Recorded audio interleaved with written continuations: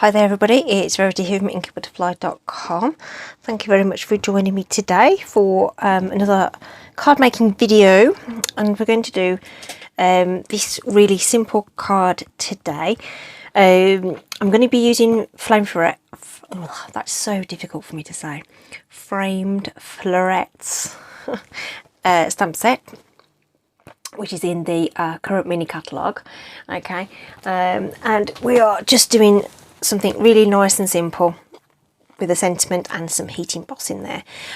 So the colour combination that I've actually chosen has been inspired by our recent team retreat. So we were given a couple of projects. I say a couple, we did 6 different projects that were designed for us by our upline Sam Hammond, that's Pootle's Papercraft, but also 2 of the lovely Pootlers themselves, Heidi Smith and Hannah McCurley. So this is one of Sam's projects that we did. So it was like it's this 3D tool holder, which I'm sure will be on her blog somewhere. If I can find a link for it, I'll post it in here, but do pop over to her channel where she makes all these wonderful 3D objects. I'm not really a 3D crafter, so this was a project that took me a little bit out of my comfort zone.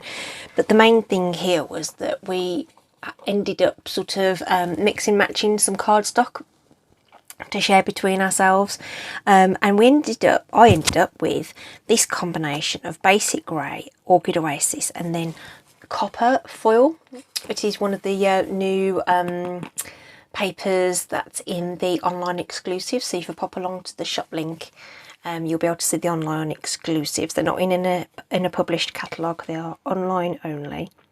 And it just sort of, you know, got me thinking about using basic grey as a base with a sort of brighter colour and a metallic. Okay, so from that I ended up with this. I'm just popping that back on my desk. It did fit in that little space there a minute ago. There we go. So as you can see, I'm putting that little storage caddy to good use with my little doodads there. So I thought I'd apply the same sort of formula, if you like, to a card. So this is exactly the combo on there: basic grey, Orchid Oasis, and then copper embossing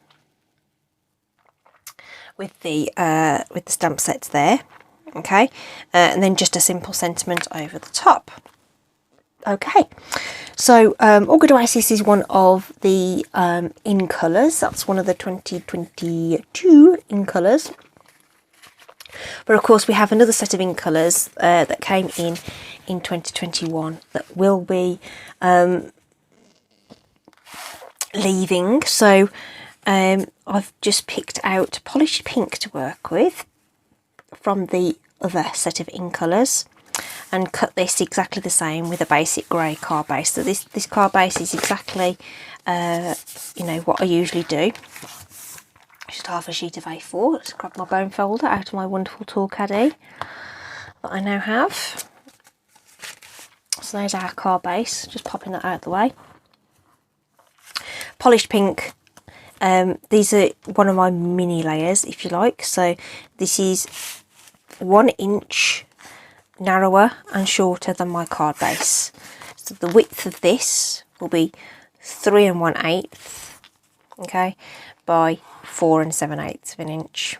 Okay, and then this is this basic white is actually a little smaller than I would normally do. So normally I do skinny layers, but on the project that we did at the retreat, we had a bigger border, and it does make that colour just sort of pop a little bit more having that bigger border.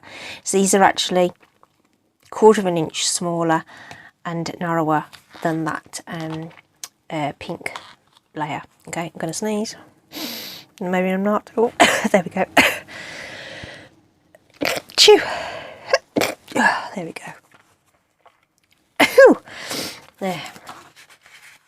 Right, so this little white piece then, we need to do our stamping on so that we can heat emboss. So to heat emboss, we will need our Versamark ink pad. So this is a clear, sticky ink that will catch the embossing powder, so it's relatively slow drying. Okay, so it's clear, so you won't be able to see much when I'm stamping with it. And I'm going to just bring in our Stampin' Embossing Editions kit, so I can do some anti-static powder all over here. Now that quite a bit of powder comes out on that, so what I actually tend to do is just brush off a bit of that excess with our little brush that comes in the kit. So you get the anti-static bag, you get a little brush, you get these reversible tweezers, and you get the tidy tray. So we'll just knock out some of that. So now we've got that cardstock prepped with the anti-static.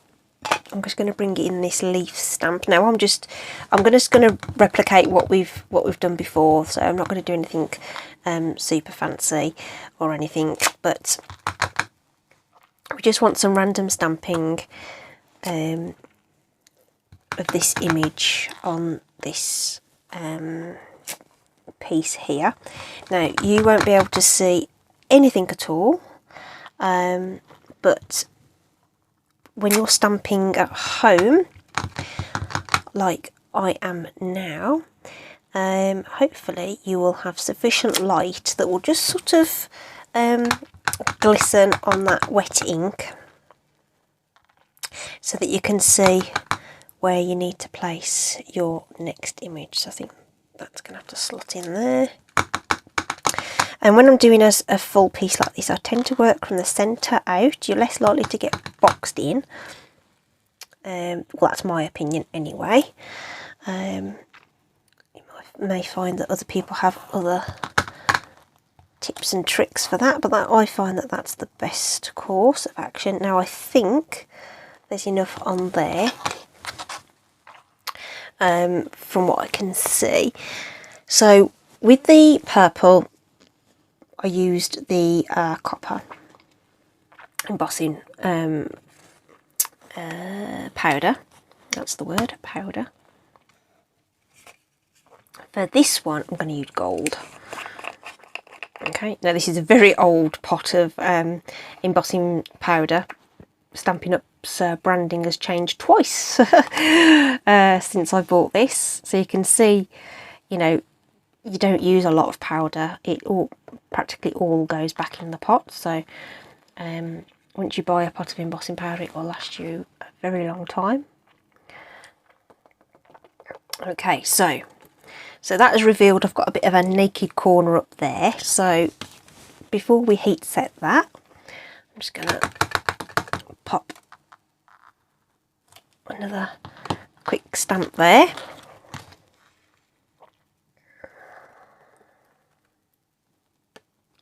And you just want to make sure that there's no excess powder in and around the place, so that the anti-static bag does a good job in making sure that you don't get loads of stuff stuck.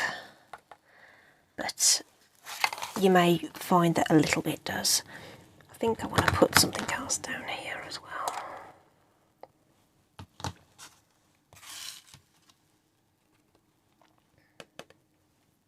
Okay, so just knocking off any excess powder there. Okay, because we don't want to, once it's on and heat set, it's on. Okay, so that's that, which means now I can safely position my tweezers in a place where they're not going to knock any of the image off. We can tip away our powder back into our tub, because this has got a lovely little funnel on it, like so, and we'll do that properly once we've finished the rest of the project. Pop away that powder, otherwise it's going to end up everywhere, and pop away that so we don't get any powder or anything on it. So So now I'm going to heat emboss that with a heat tool. Okay, so you're going to want the highest heat setting. Usually heat tools have 2 settings. I can't think of any that don't, that are on the market. Okay, so whatever heat tool you've got, not a hairdryer, it has to be a specific crafting heat tool. Okay, and we're going to warm that up. It's going to be really loud, so I'm going to mute it. I'm going to warm that up, and I'm going to heat the back and the front of that until that powder goes from this dull look to all pretty and shiny. Okay, so I'll just mute that now.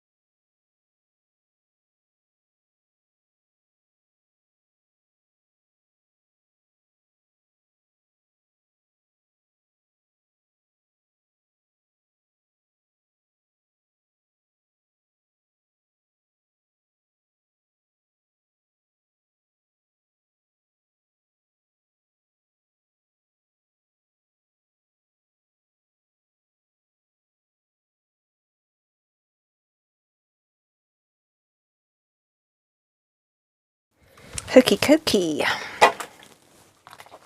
Now I'm hoping that you were able to see that go from dull to shiny as I was doing that. It's very hard to capture on camera because I'm having to concentrate on what I'm doing rather than what you can see on the screen. So I hope you managed to catch that. But it's just it's craft magic as far as I'm concerned. It's just a really awesome technique that's inexpensive, and yeah, it's just a great thing to do to your cards. Great for weddings and things like that as well, because obviously you can make those really pretty for those lovely occasions. Got embossing powder all over the place, so let me just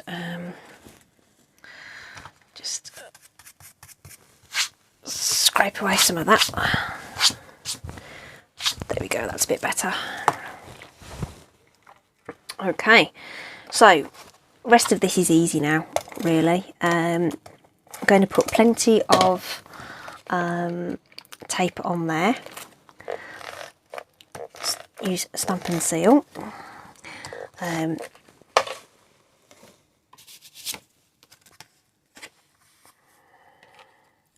I'll just pop that on. Just have to remind myself that I've got a bigger border, but so long as you use the, you know, my sort of, you know, eyeball those 3 edges, so if they're straight and even, the rest of it should take care of itself.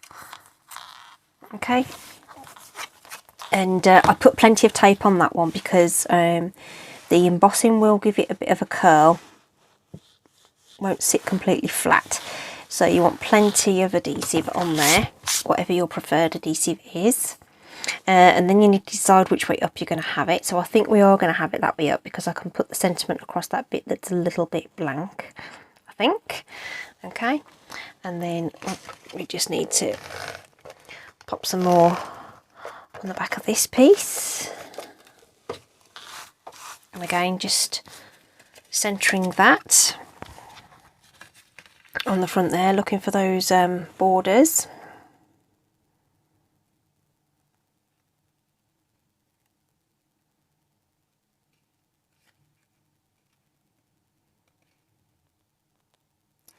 There we go. Like I say, I'm just using exactly the same formula as I did for the original. So I'm just going to bring in this scrap of paper. This happens to be 3/4 of an inch wide. I've got no idea how long it is though. It's long enough for the sentiment basically. It happens to be exactly 3 inches. Okay, so I didn't even know it was 3 inches. I'm going to just fancy up the ends though, just using this punch, which I've got no idea what the name of it is. It's the one in the mini catalogue, I think. The link will be in the description anyway, as to exactly which one it is. Okay, and it puts these like sort of little ticket ends on the back of that. Okay, and then we're going to stamp with the coordinating ink. So we're going to bring out our polished pink ink pad there and grab our stamp. Again, this is from the Framed Florets. I'll say it really slowly, otherwise I get tongue-tied. Just line that up on there, like so. Okay. And then that's just going to go on with a couple of dimensionals. Okay, so there you go. Grey granite. Basic grey, guys, is an absolutely fab companion colour with these brights and metallics. I just love it. Let's pop that on there. Just keeping it really, really simple, because I just wanted to just give you this sort of combination idea really, rather than anything else. Nothing super spectacular. Okay, could easily make coordinating gift tags and things. One of our table buddies, Sim, she was making gift every project we did. She was like, "Oh, I've got space for a gift tag," so she made coordinating gift tags for all the projects, which was amusing. Bless her, she's fantastic. She does TikTok videos, and she's our sort of TikTok expert that we go to. So Sim would be all for making coordinating tags for that. So there we go. But what I thought I'd do was not leave out our lovely silver embossing powder. So I have actually made another combo here using fresh freesia and silver. Okay, there you go. So there's our original, well, there's our one for today, our original there, and then a bonus extra for you there. So which colour combinations are you gonna put with these? Okay, that's very, very interesting. I think Parakeet Party would be good with the copper as well. I think that'd be really, really cute. And then we've got our Soft Succulent and Evening Evergreens, which I think would go to gold. Starry Sky with silver maybe. Have a play, see what you think. Okay, I hope you've enjoyed that. It's given you an idea of how to combine some different colours. Take care, stay safe, and I'll see you soon. Bye.